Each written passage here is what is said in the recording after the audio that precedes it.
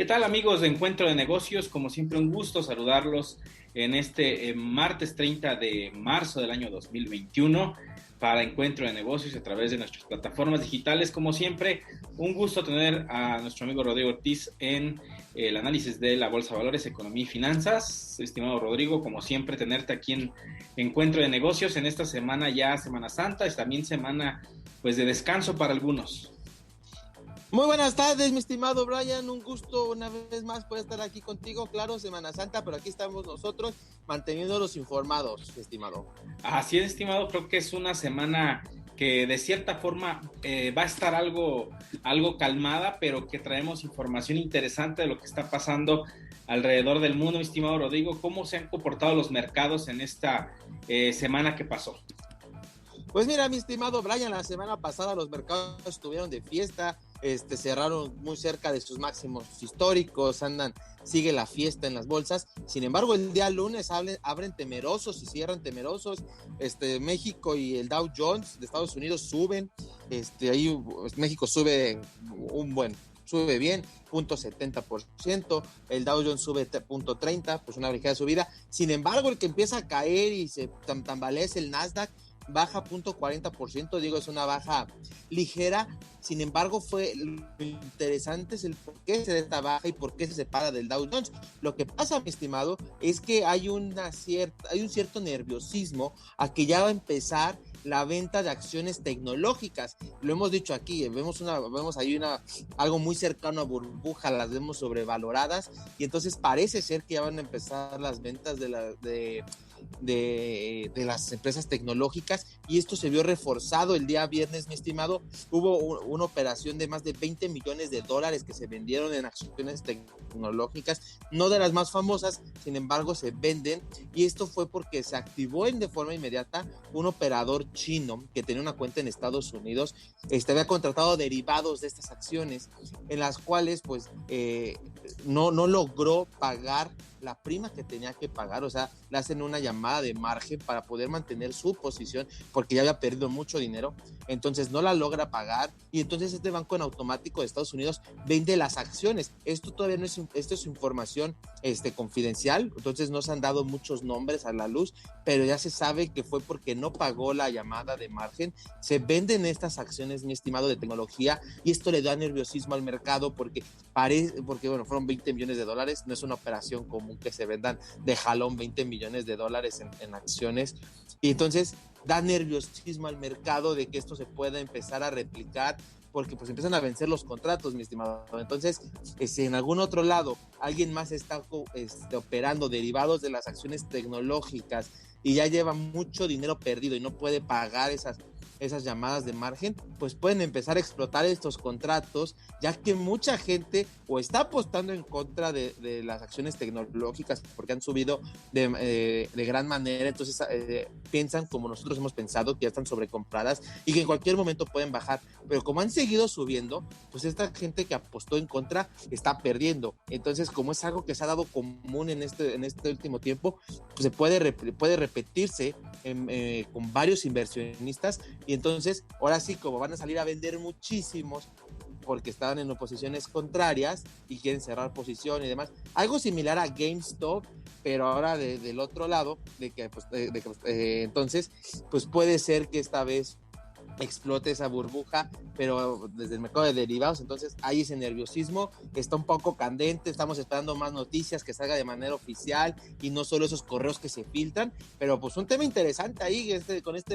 este inversionista chino, y que el Banco de Estados Unidos vende inmediatamente y como que no le hizo la llamada de margen. Está como que esa discusión ahí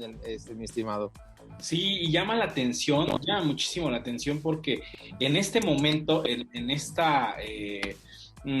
podríamos llamarle que es una pequeña guerra fría con Estados Unidos, China y algunas potencias de Occidente y sus aliados. Pareciera que es una llamada de atención, sumado también a un intento de querer, pues de cierta forma, mantener una fuerza económica por parte de Estados Unidos, que Estados Unidos quiera mantener ese poderío, porque hemos visto en los últimos días sanciones que han impuesto el gobierno chino a ciudadanos canadienses, por ejemplo, pero es en el mismo escenario, que es un escenario político, hablando de Huawei, que ha estado siendo bloqueado por algunos países que son aliados de Estados Unidos para que la empresa no siga ofreciendo sus productos o servicios, y principalmente la tecnología 5G, para, pues bueno, es como tal una guerra comercial. Están bloqueando a una empresa privada, porque al final esto es, y pareciera que Estados Unidos, ya sin Donald Trump, porque pareciera que el protagonista de la guerra comercial era Donald Trump, está comenzando a intimidar a empresarios chinos. Pareciera que es como que una señal, una pequeña, pues, como llamada de atención, si lo podemos llamar así, porque pareciera que esta guerra comercial va a continuar, y hay señales de que se esté dando esto que comentas de las acciones. Podría ser un escenario similar, estimado. Así es, mi estimado, eso es lo que justamente se rumora. Recordemos que unas semanas atrás se estaban peleando las bolsas de valores de China y Estados Unidos, porque Estados Unidos quería deslistar algunas empresas chinas, ya no quería que se comercializaran, y entonces China estaba viendo la opción de contraatacar de la misma manera, y entonces todo parece ser que va sobre esta línea. Como lo repito, no ha salido la información oficial, pero se rumora que va por esta línea, que el Banco de Estados Unidos le dé la instrucción de no pedir la llamada de margen al inversor chino, que simplemente ejecutara la operación como si el inversionista chino hubiera decidido no pagar la llamada de margen, y entonces vendieron sus posiciones sin que él estuviera de acuerdo, o sin que él supiera. Entonces sí, mi estimado, todo parece indicar que es esto que dices, como una especie de guerra fría, de guerra comercial que todavía se expande entre Estados Unidos y China, demostrando quién manda. Por ahí se rumora que por ahí va, mi estimado, estamos esperando la información oficial, pero sí, yo coincido de que es todavía como una parte de represalias de Estados Unidos ante China, mi estimado. Sí, y se combina con algo similar, pero en China, como tal, con Jack Ma, el fundador de Alibaba, que el gobierno chino también, pues de cierta forma lo obligó a alejarse un poco del mercado estadounidense, al ver que pues se ponía muy crítico con los reguladores chinos, y aparte el acercamiento que estaba teniendo ya con el mercado bursátil en los Estados Unidos estaba preocupándole al gobierno chino. Al final de cuentas es lo mismo, es una intención de guerra de poder económico, y pareciera que en esta nueva era que es totalmente capitalista y de inversión, pues va a estar muy adentrados en desencuentros que están teniendo ambas potencias, y que seguramente lo vamos a ver agudizarse en los próximos meses, cuando empiece una recuperación, cuando ya quede el asunto de la pandemia ya superado, y que comience nuevamente a la carrera por ser la primera potencia económica en el caso de China, que parece ser que va muy acelerado, y que uno de sus principales estrategias clave son el hecho de que tienen el único país que tiene una empresa que tiene tecnología 5G, aunque haya otras como Nokia que pretende venderlo como tal, que muchos saben que no es así, que es un 4.5G muy veloz, pero no es una velocidad que tiene Huawei. Entonces creo que es algo que está llamando mucho la atención, es una guerra fría económica y comercial, y lo vamos a ver agudizarse, estimado. No falta mucho seguramente para que la reactivación económica vuelva a nivel mundial, y esto convierta a Estados Unidos y a China en protagonistas nuevamente de esta guerra comercial que ya viene años consumándose, y parece ser que expandiéndose. Así es, mi estimado, justo ahorita que mencionas esto último de guerras comerciales, del desarrollo, del crecimiento económico, que parece que la pandemia empieza a quedar atrás y que pues lo vamos a reactivar, pues me gustaría tocar ahí un tema bastante interesante porque esta parte del crecimiento económico, mi estimado, cada vez está más en tela de juicio. Cada vez vemos cómo nuestras cadenas productivas están en mayor peligro. Vemos que son muy sensibles a cualquier cambio. Lo vimos desde hace un año con la pandemia, donde con China, simplemente cuando solo China se encerró, las cadenas productivas sufrieron demasiado, y cuando China se abrió, las cadenas productivas sintieron un respiro, pero que hoy en día ese comercio internacional sigue un poco varado, un poco en calma por la cuestión de las restricciones y demás entre países por la pandemia. Y se da un nuevo caso muy sonado, yo creo que todos lo han escuchado esta semana, de un barco que encalla en un canal ahí sobre Egipto, y que sí, ahí encalla, y que es un canal por el cual pasa el 12% del comercio internacional a nivel mundial, y que se mueven miles de millones de dólares por día por ese canal, y estaba encallado,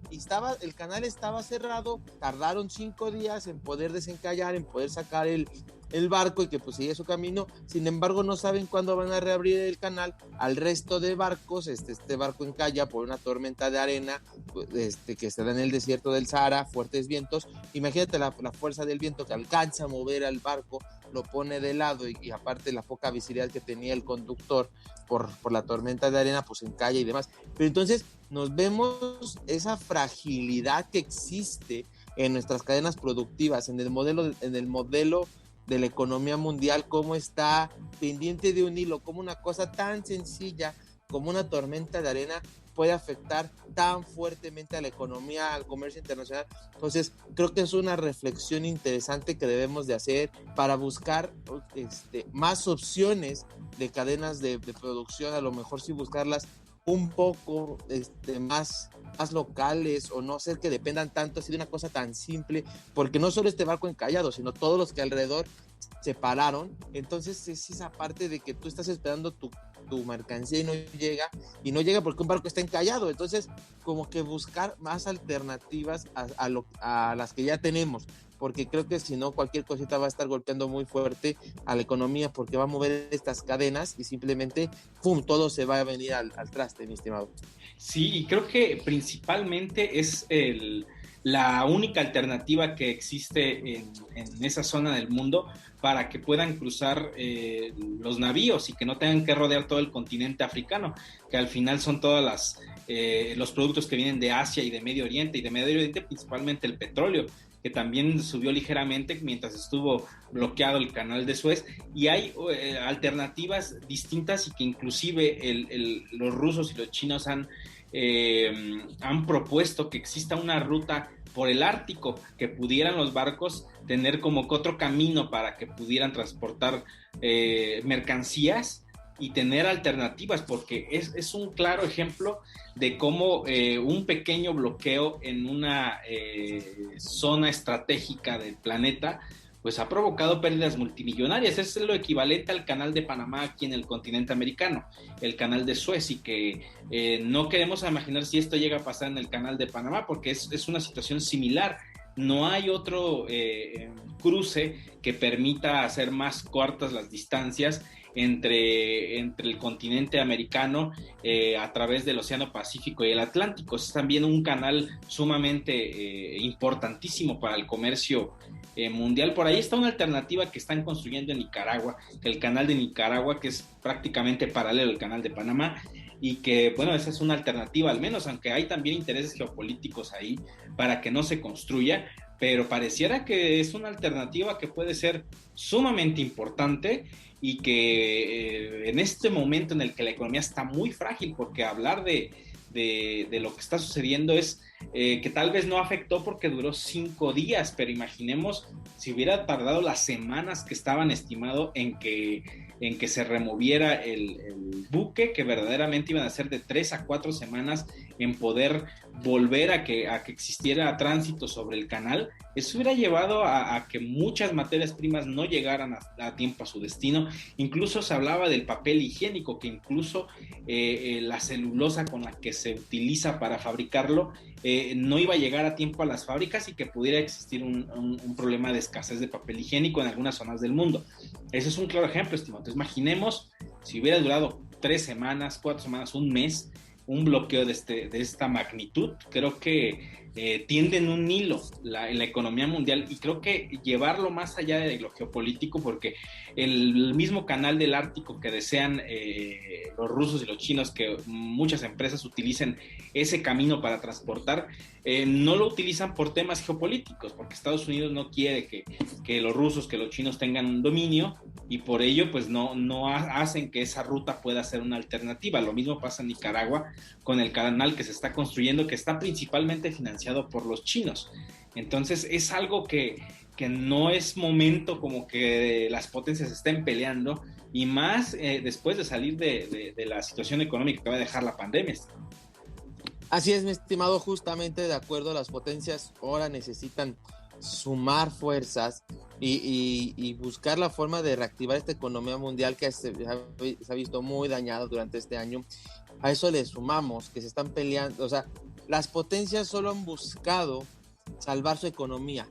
salvar lo que está ahí dentro de ellos, pero sin ver más allá, porque a lo mejor si ven un poco más allá de ellos, si suman fuerzas, pueden hacer que la economía mundial se recupere más fácilmente y más rápidamente,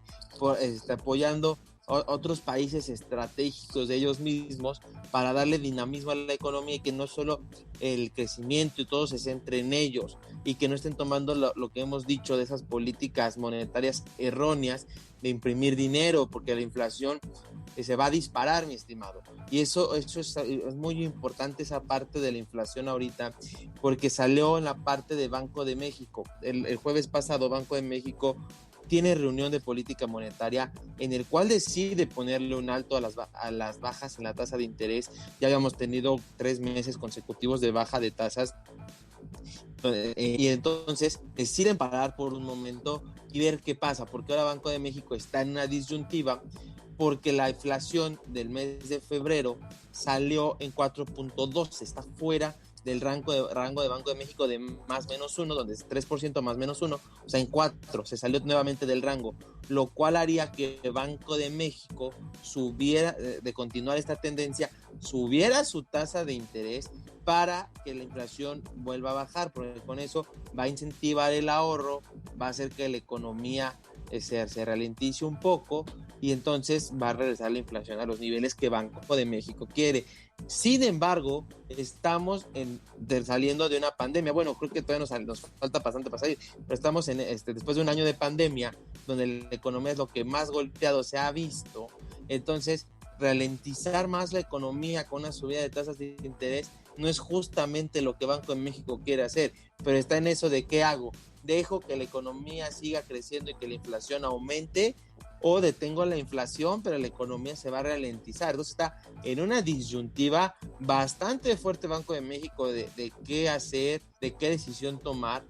Y entonces ahí es bastante, porque aparte estamos viendo factores macroeconómicos muy, muy raros, mi estimado. Por otro lado, vemos cómo las cuentas que pertenecen al agregado monetario del M1, que son todas las cuentas bancarias y de cheques, de cuánto está depositado en los bancos, tanto en Estados Unidos como en México, están en récord, mi estimado. O sea, hay un ahorro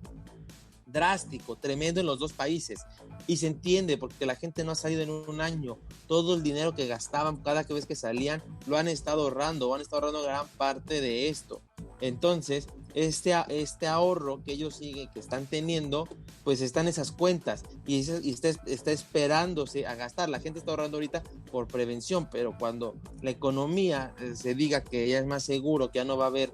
tantos contagios de coronavirus, y la gente salga a gastar este dinero, va a ser un agregado monetario, mi estimado, a la economía tremendo. Y ese es el riesgo, ese es el miedo que hay en Estados Unidos, que la inflación se dispare después de todo este dinero que imprimió, porque el dinero ahorita no está circulando, el dinero está ahorrado o está invertido, como fue dinero gratis invertido en activos de riesgo. Y entonces tanto en México como en Estados Unidos, pero más Estados Unidos porque imprimió dinero, hay un riesgo de inflación. Y en México, cuando se sienta más tranquila la gente de salir y empieza a gastar más, va a sacar ese dinero de sus cuentas de ahorro y va a gastar. Y la inflación también se va a poder disparar, mi estimado. Entonces, sí hay un temor por esta cuestión de la política monetaria. Sin embargo, pues es una disyuntiva porque se están viviendo cosas, raras, mi estimado. Todo lo que se está viendo lo contrario a lo que dice el libro de texto, ¿no? Estamos en esa parte donde ahora sí que la realidad está superando lo que la teoría dice, y entonces, ¿qué hay que hacer, no? Entonces vamos a ver, yo creo que una evolución en la economía hacia nuevas políticas, nuevas formas de controlar este tipo de factores macroeconómicos que no se habían visto antes. Hemos ido, así como van apareciendo, los vamos controlando, pero pues ahora estamos en una economía totalmente volteada, mi estimado. Sí, se está viviendo algo que no se había vivido jamás,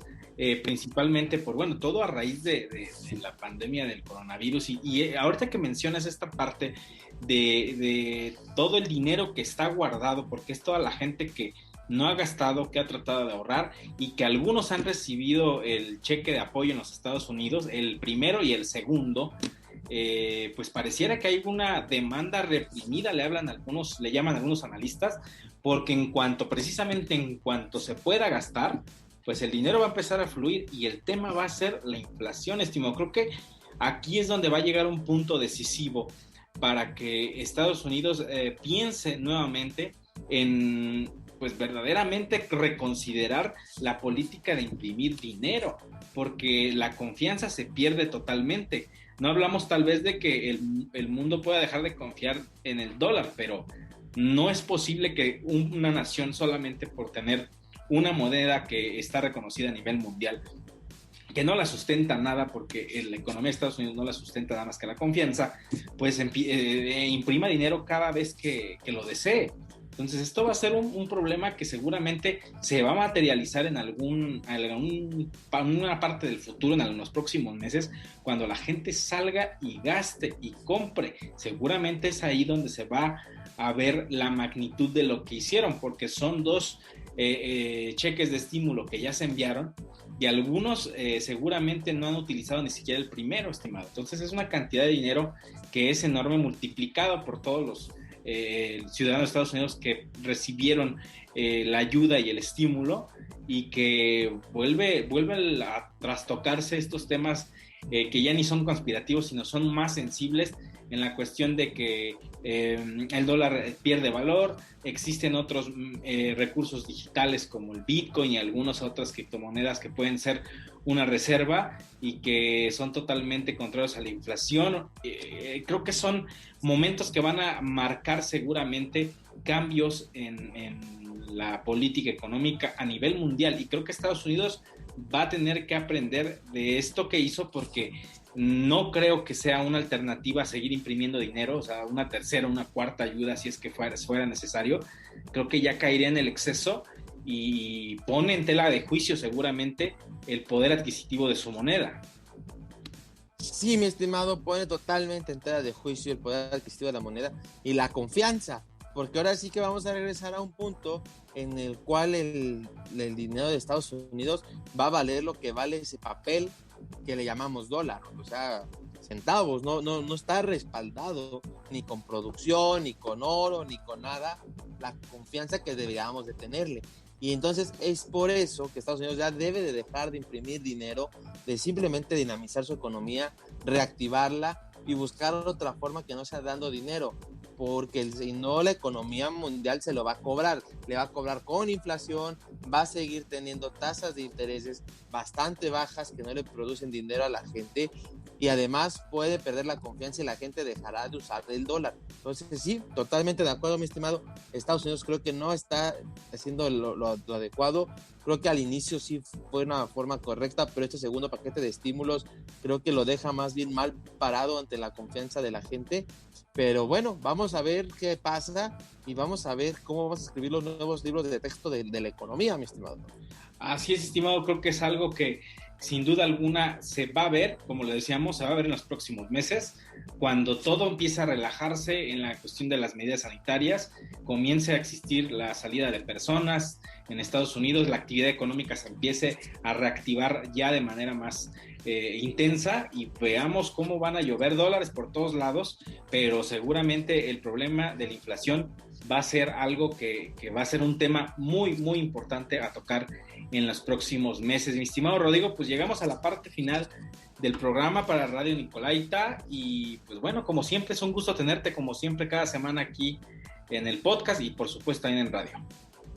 Muchas gracias, mi estimado Brian, un gusto una vez más poder estar aquí contigo. Y pues bueno, nos escuchamos la próxima semana aquí a través del 104.3 de FM Radio Nicolaita y a través también de nuestros podcasts y en nuestro canal de YouTube. Yo soy Brian Ramírez. Hasta la próxima.